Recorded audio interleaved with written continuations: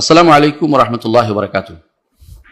অনেক ভাই প্রশ্ন করে থাকেন যে শরীয়তে ঈমান কাকে বলে, শারঈভাবে যে ঈমানটা প্রত্যেকের থাকা দরকার এটা কোনটা?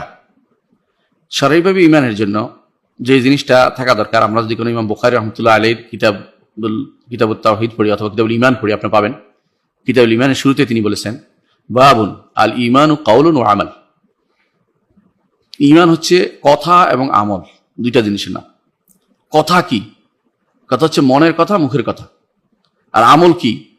আমল হচ্ছে অন্তরের আমল, মুখের আমল এবং কর্মকাণ্ডের আমল। এই জন্য ঈমান কথা এবং কাজের নাম। ঈমান শুধু কথা নয়, মুখের দাবি নয়, শুধু অন্তরের দাবি নয়। ঈমান কথা, কাজ এবং কর্মকাণ্ড, তিনটে মিল না হলে ঈমান হয় না।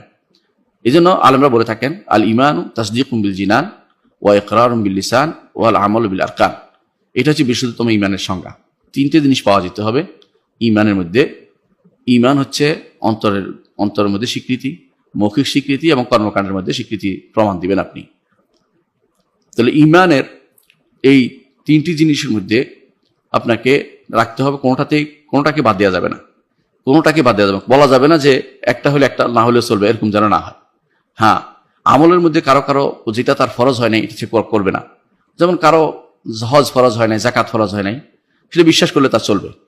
তাই এটা মুখে স্বীকৃতি দিলে চলবে যে এটা ফরজ আমি স্বীকার করি, কিন্তু তার আসে নাই যেটা করা লাগে নাই। কিন্তু মুখের স্বীকৃতি কখনো কখনো মানুষের জোর করে যদি মুখের স্বীকৃতি বাদ দেওয়া যায়, না বললো না, কিন্তু অন্তরের মধ্যে অবশ্যই ঈমান থাকতে হবে, অবশ্যই থাকতে হবে, সেটা কখনো বাদ যাবে না।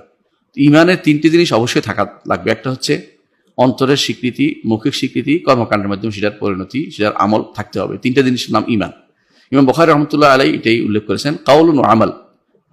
অন্তরের কথা, মুখের কথা, অন্তরের আমল, মুখের আমল, কর্মকাণ্ডের আমল, এগুলো সবগুলো হচ্ছে ঈমান। এই জন্য সালাতকে ঈমান নাম দেওয়া হয়েছে। আল্লাহ তাআলা কোরআনে কারীম বলেছেন ওমা কান আল্লাহু লিইউযিআ ঈমানাকুম।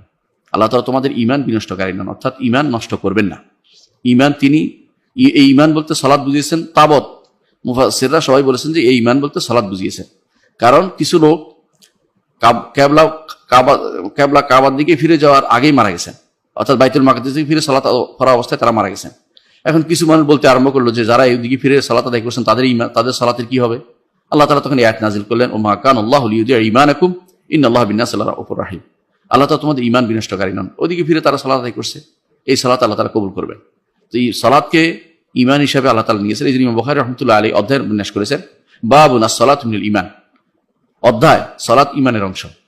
তাহলে বোঝা গেল যে সালাত অথচ কাজ, বাইরের কাজ, এটা অন্তরের অংশের সাথে জড়িত। যেই জিনিস অন্তর, মুখ এবং কর্মকাণ্ডের সাথে